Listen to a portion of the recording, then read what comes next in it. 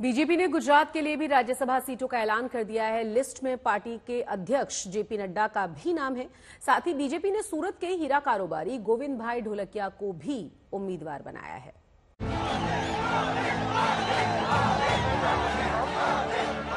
गुजरात के लिए जब बीजेपी ने राज्यसभा उम्मीदवारों के नाम का ऐलान किया तो उसमें पार्टी के हेवीवेट और पार्टी की कमान संभाल रहे जेपी नड्डा का भी नाम था। लिस्ट में गोविंद भाई ढोलकिया भी हैं। गोविंद भाई ढोलकिया सूरत के वही हीरा कारोबारी हैं जिन्होंने राम मंदिर के नाम पर 11 करोड़ का दान दिया है। गोविंद भाई को उम्मीद नहीं थी कि वो कभी राजनीति में आएंगे। उन्हें बीजेपी के फैसले की जानकारी तब मिली जब केंद्रीय गृह मंत्री अमित शाह ने उन्हें फोन किया। आज सुबह 10 बजे जब अमित भाई का फोन आया कि हम लोग आपको राज्यसभा में भेजने चाहते हैं, तो मैंने बोला सर मैं तो एक कभी पॉलिटिक्स में हूँ नहीं, तो मेरे को तो मुश्किल पड़ेगा।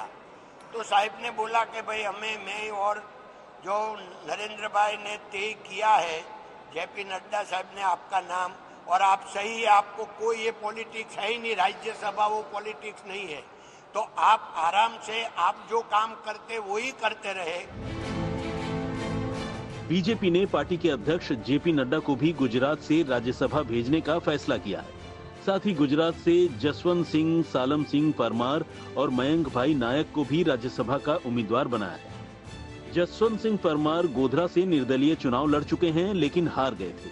मयंक भाई ओबीसी नेता हैं और फिलहाल ओबीसी मोर्चा के अध्यक्ष के तौर पर काम कर रहे हैं। भारतीय जनता पार्टी की शीर्ष नेतृत्व ने देश के यशस्वी वड़ा प्रधान आदरणीय नरेंद्र भाई मोदी साहब, हमारे गृह मंत्री आदरणीय अमित भाई शाह साहब, राष्ट्रीय अध्यक्ष आदरणीय नड्डा जी, गुजरात के यशस्वी अध्यक्ष आदरणीय पाटिल साहब और मुख्यमंत्री श्री भूपेंद्र भाई पटेल, हमारे संगठन महामंत्री श्री रत्नाकरी, सबने मुझ पे जो दायित्व दिया है, मेरे जैसे छोटे कार्यकर्ता के लिए और भारतीय जनता पार्टी के बूथ के कार्यकर्ता के लिए, छोटे समाज के लिए ये मेरा सम्मान है। भारतीय जनता पार्टी में काम करते करते इतना बड़ा दायित्व देना, इसके लिए मैं भारतीय जनता पार्टी और उनके सभी कार्यकर्ता, करोड़ों कार्यकर्ता और नेतृत्व का शीर्ष से आभार व्यक्त करता हूँ। राज्यसभा की 56 सीटों के लिए 27 फरवरी को चुनाव होना है।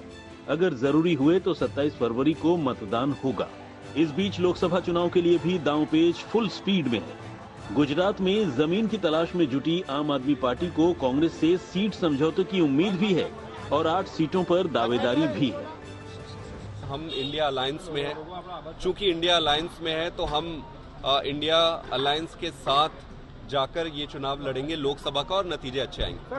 भरूच में और भावनगर में क्यों उम्मीदवार डिक्लेयर करने की बात है, तो फिर तो रहेगा नहीं ना, गठबंधन कैसे रहेगा? देखिए, कल मैंने प्रेस कॉन्फ्रेंस किया था और वो भारी मन से किया था, क्योंकि आपके पास अगर आपको चुनाव जीतना है तो समय बहुत महत्वपूर्ण होता है और आपको आगे से समय रहते कैंडिडेट अनाउंस करना पड़ेगा, समय रहते अपनी स्ट्रैटेजीज बनानी पड़ेगी, समय रहते प्रचार करने पड़ेंगे। तो मेरे ख्याल से काफी लेट हो रहा है। बहरहाल राज्यसभा चुनावों के लिए कल नामांकन का आखिरी दिन है। नामांकन का वक्त खत्म होने के बाद ही ये तय हो पाएगा कि वोटिंग होगी या नहीं, और होगी तो कहां। आज तक ब्यूरो।